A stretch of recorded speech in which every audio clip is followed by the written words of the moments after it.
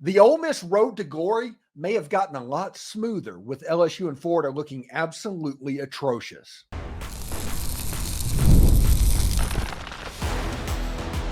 You are Locked On Ole Miss, your daily podcast on the Ole Miss Rebels, part of the Locked On Podcast Network, your team every day. Welcome, Rebel Nation. I am your host, Steven Willis, a 10-year veteran member of the national media and a former Ole Miss staff member. On today's show, we're diving in why the biggest blessing for the Ole Miss Rebels' run for glory might be the removal of Vanderbilt from the schedule and replacing them with the Florida Gators. After watching Florida and LSU both look absolutely atrocious in their Week 1 losses against Miami and USC, I'm ready to call the Oklahoma Sooners the second toughest game on the Ole Miss schedule. Is shaping up to be a season full of surprises. This is the Locked On Ole Miss podcast, your daily podcast on the Ole Miss Rebels, part of the Locked On Podcast Network, your team every day. We're free and available on all the podcast apps and on YouTube. Thank you for making Locked On Ole Miss your first listen every day, and a special hello to the insiders and everydayers who make the show what it is. And don't forget to find a second listen on the network. Chris Gordy at Locked On SEC, or Corey Burton even at Locked On Vandy. They provide other perspectives on college football, the SEC, and yes, even Ole Miss. So check it out. You know how I feel about perspectives. Ultimate College Football HC is a brand new mobile game that is completely free, has no ads, and is 100% playable offline. Use the promo code LOCKEDONCFB, all caps, inside the game store to receive a free boost to your program. Begin your coaching legacy today. One of the biggest surprises that Ole Miss had after their Week 1, besides their really nice performance against the Furman Paladins, is the fact that their road to glory likely got a lot easier with Florida and LSU completely crapping the bed on Saturday. Florida looked absolutely terrible. The worst looking team in the whole Southeastern Conference were probably the Florida Gators. They got absolutely waxed by the Miami Hurricanes in the swamp, in their own stadium, allowed the Miami Hurricanes to go over to their recruiting group and tell the recruits not to go there, come to Miami. Miami really put it to Florida. LSU looked not good. Offensively and defensively, they just didn't look good. USC, they didn't look particularly good either. I talked to John Forcade last night, and I said, hey, in that game, watching that, it felt like 2 7-5 to 8-4 and 9-3 teams that are all pretty good, but not really a threat to make the playoff. And Forcade agreed with me as well on that one. LSU didn't look particularly good. Their quarterback, Garrett Nussmeier, we've heard about it ever since the ReliQuest Bowl on January 1st about how good he is going to look. He looked like DJ Uyunglele. 5-yard passes, kept the ball near the line of scrimmage. They did not throw the ball downfield. After Kyron Lacey got taken away in the first drive, they just completely ignored him anyway the rest of the way. And then when they needed to absolutely get a stop, they looked just like the defense from 2023 all over again. Brian Kelly was obviously visibly upset, and I don't know if he was doing that or just virtue signaling for the fans. But at the end of the day, that felt a little bit like a realization that they're probably not as good as we thought they were. So with Florida being down and LSU being down, that means that Ole Miss likely has 2 SEC teams that are top half of the league on their schedule. Out of their 8 conference games, 2 of them would be a top half of the league conference team. And that would be the Oklahoma Sooners at like number 6 or number 7. And you would have the Georgia Bulldogs, which is obviously at number 1 as well. If you look at Ole Miss's schedule, you know, these were my predictions at the beginning of the year. Whenever I did W's and L's back in July, had Furman with a W, but you look at LSU, I had as a W then. And I've said that Ole Miss should be a favorite by the time the ball gets kicked off against every opponent, with the exception of Georgia. So if we just have chalk go this whole season, Ole Miss is going to finish 11-1. Potentially. Kentucky looks better than I thought they looked in Week 1. South Carolina looked worse. I mean, they were lucky to beat Old Dominion. LSU worse. Oklahoma is about what we expected of them, honestly. Arkansas looked pretty good, but they just might not have the horses. Georgia obviously is Georgia. Florida looked absolutely atrocious, and Mississippi State, though they're not going to be good, they might be better than we thought they were going to be. So if you look at Ole Miss's road to having one of those host a playoff game type season where you need 11-1 to happen, I would argue right now that that is chalk. That is the betting line chalk as of September 3rd of what you can expect over the course of this season is 11 games that Ole Miss is the favorite in, and many of them a solid favorite. And in one game, they're going to be a 5 to 7 point underdog.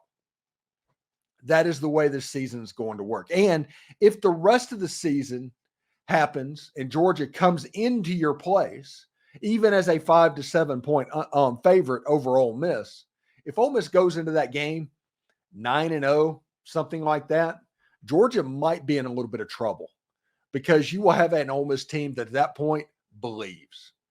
They've went down to Tiger Stadium, taking care of the Tigers, which right now it looks like an increasingly winnable ball game. We'll see how this season progresses because losing the opener, honestly, that's kind of LSU's, that's their bit a little bit. So we'll see what happens as the season moves on. Florida by then, listen, you are going to hear on social media and all around the everything that Florida is interested in Lane Kiffin. Well, duh. Of course, Florida is interested in Lane Kiffin.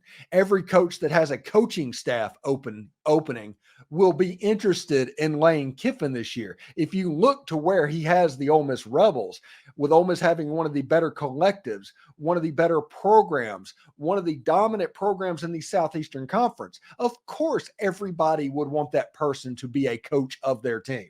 Here's the problem. Billy Napier has like a $30 million buyout. It's going to take about $13 to $14 million a year in a Jimbo level contract to get Lane Kiffin out of Oxford with his daughter at school and things like that. Lane Kiffin, I'm just not worried about Lane Kiffin leaving for Florida. And that is what I'm going to say about that. I don't think he's going to leave. Right now, Ole Miss is a 15 times better job than the University of Florida. Florida's in a hole. NIL, they're digging out of the Jaden Rashada thing that happened way back when. They're still digging out of that. And their roster is just not where it needs to be. And here's the kicker, by the way. If Florida goes and hires, say, a Brent Key from Georgia Tech, the roster is still going to be decimated. That's still going to happen because that's what happens when coaches leave. Doesn't matter if he gets taken or if he gets fired or anything like that. Players are going to leave. That's the nature of college football.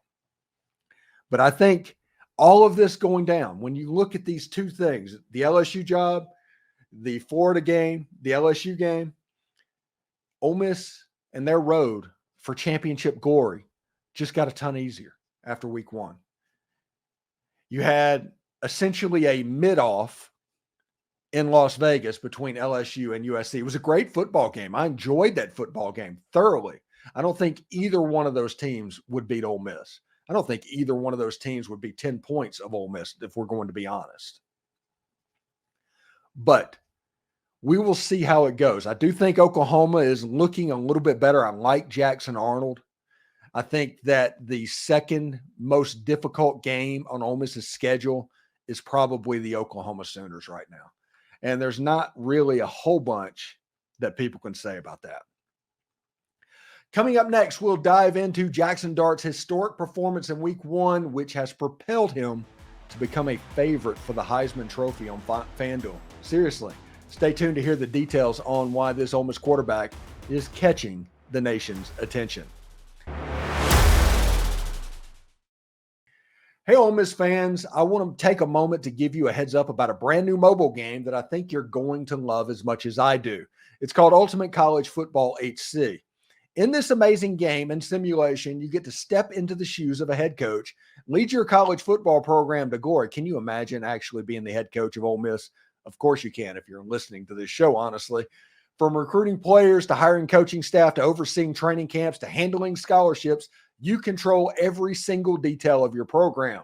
It's all in your hands. Will you be able to handle the pressure?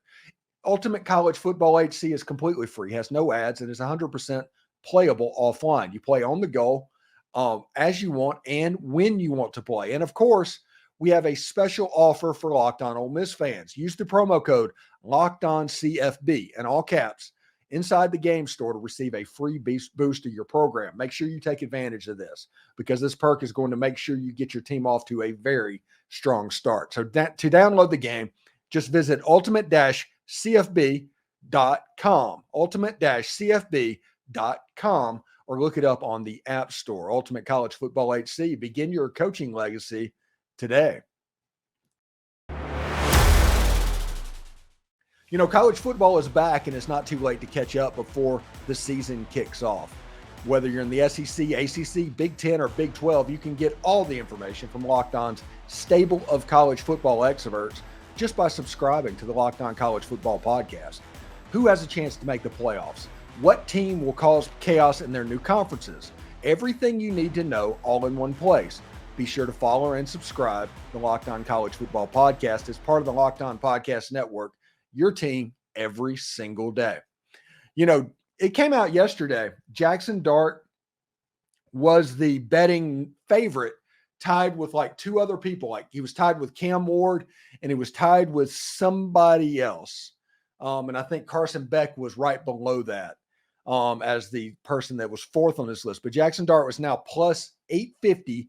That's 8.5 to 1 to win the Heisman Trophy after 1 week of football. After Jaxson Dart had the historic week that we all saw him have, to where he was 22 of 27, 418 yards with 5 touchdowns and 0 picks.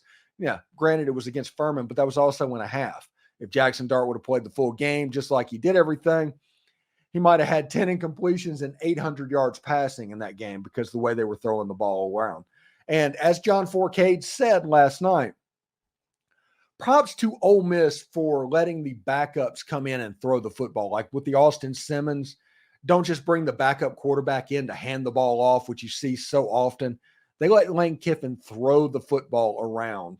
Lane Kiffin let the quarterbacks throw the football around. And Jaxson Dart was the beneficiary in the first half, throwing bomb after bomb after bomb. It was impressive. Juice Wells caught the first touchdown pass of his career on his first catch of the year, 61-yarder, I believe.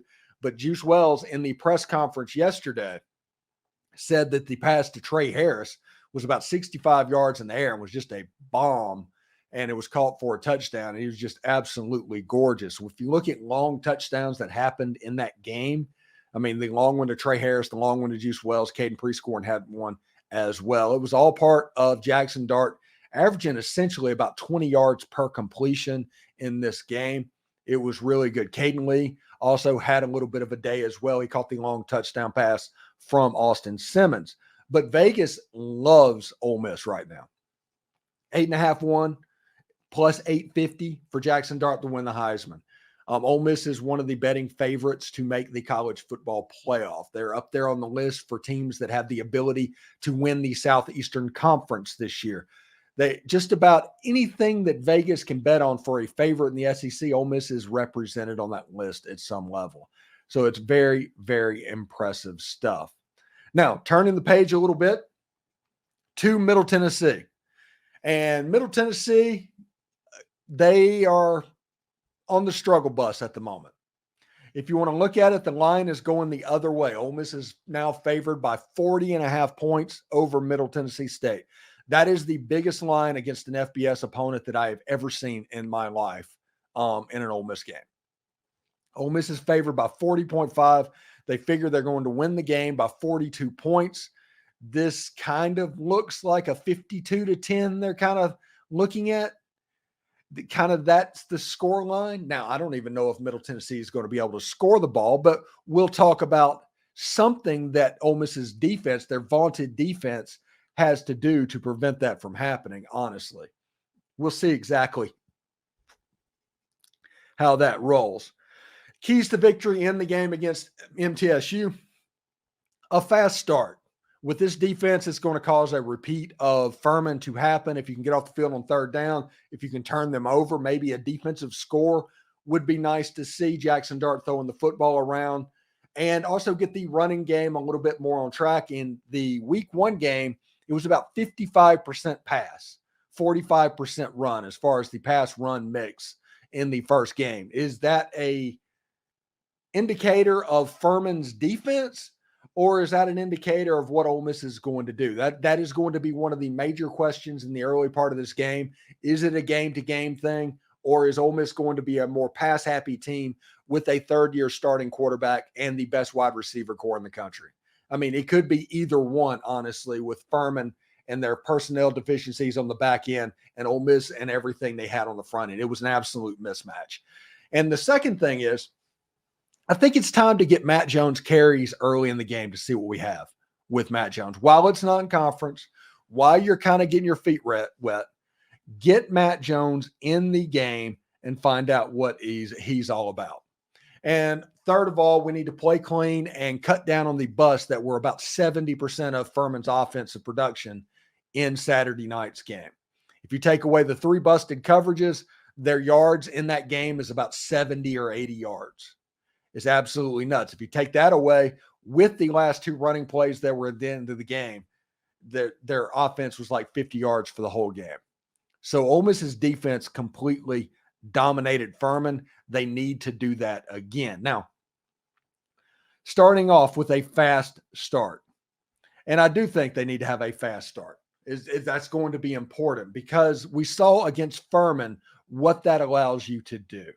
It allows confidence. It allows energy. It allows young guys to stay engaged. Players like Cam Franklin, players like Chris Paul, players like William Eccles. I even saw Jeffrey Rush with a tackle in that ball game.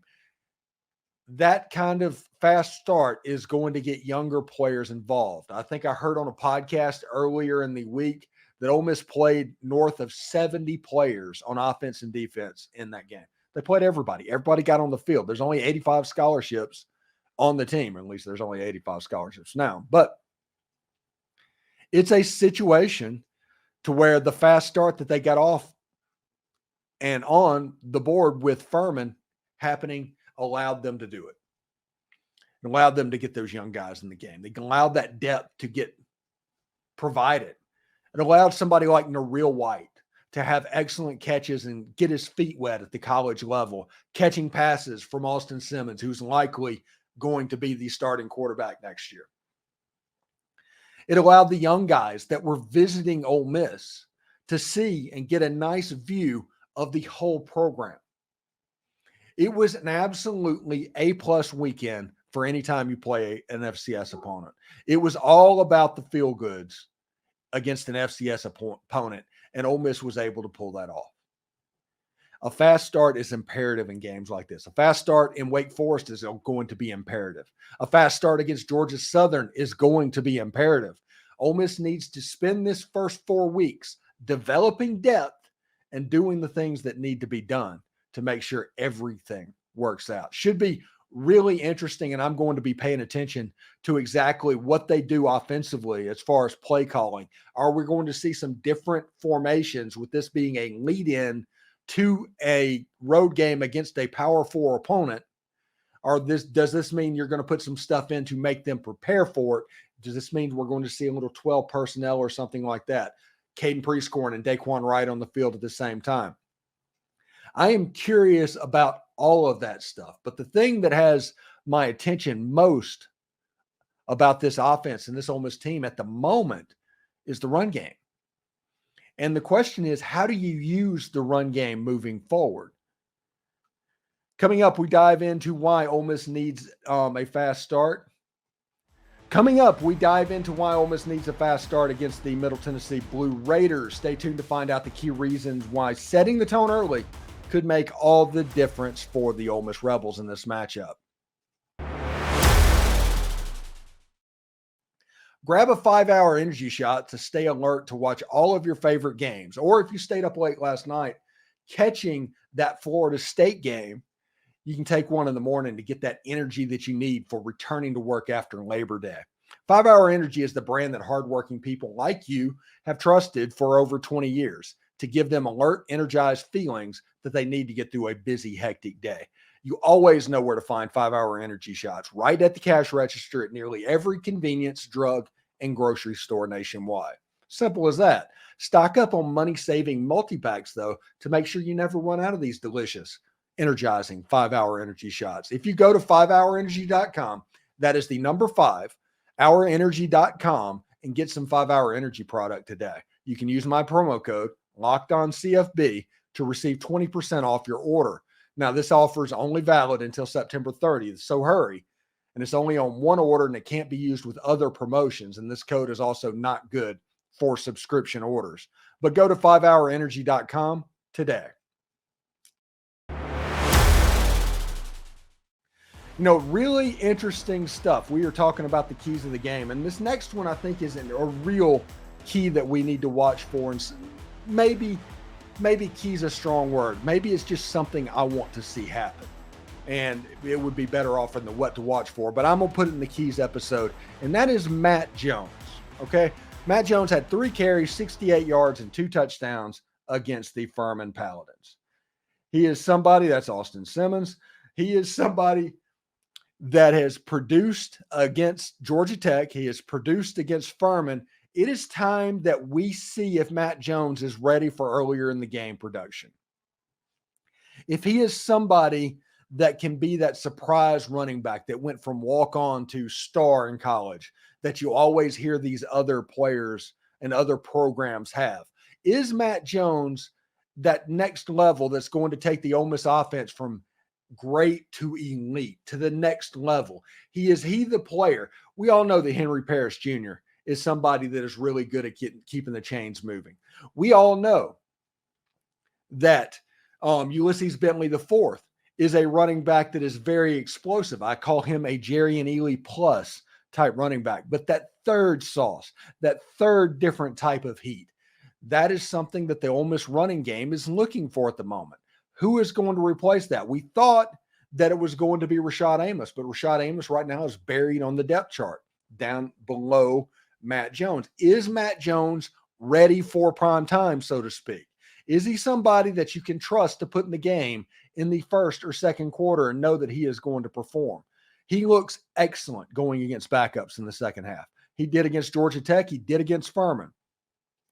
But can he do it against regulars and starters? That is a real question for Matt Jones going into this game. We'll see exactly how that happens. Also, this next one's a free space, okay? An absolute free space, and that is play clean and eliminate busts. If you take away the busted coverages out of Ole Miss's defense out of week 1, Furman has about 70 yards of total offense for the entire game. And then if you take away the last 2 plays of the game when everybody's just kind of twiddling their thumbs, they would have about 50 yards for the rest of the game. Eliminating those busts are key.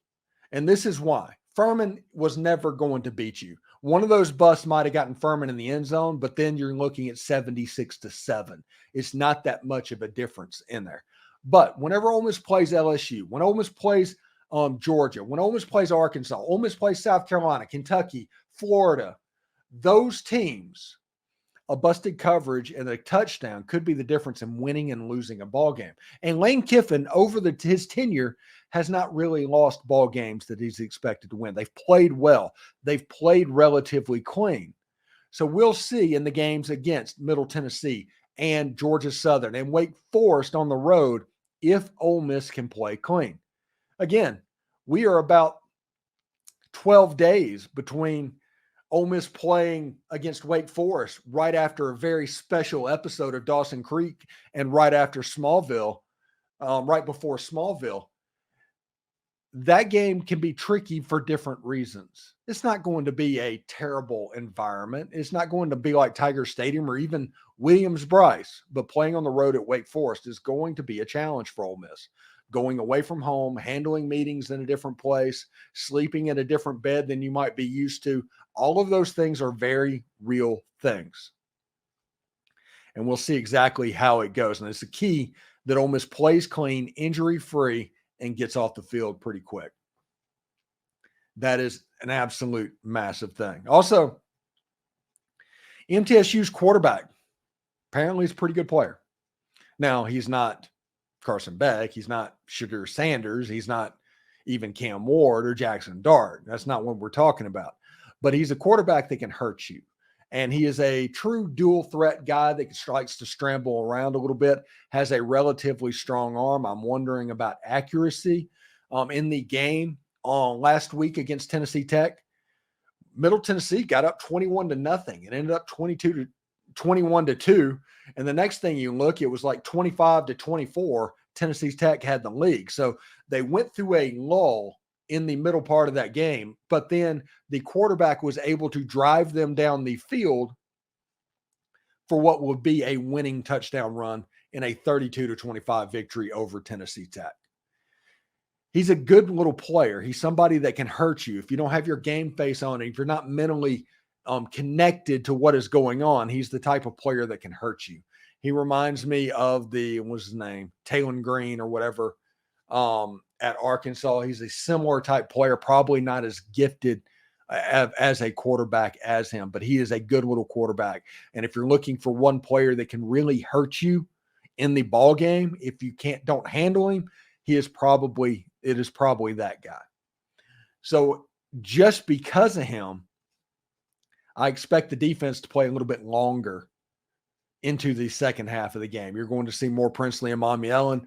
You're going to see more Walter Nolan. You're going to see the starters in there more often. The young guys, they're probably going to get in, but they're going to get in at the very tail end of the fourth quarter as opposed to playing all of the fourth. So we'll see.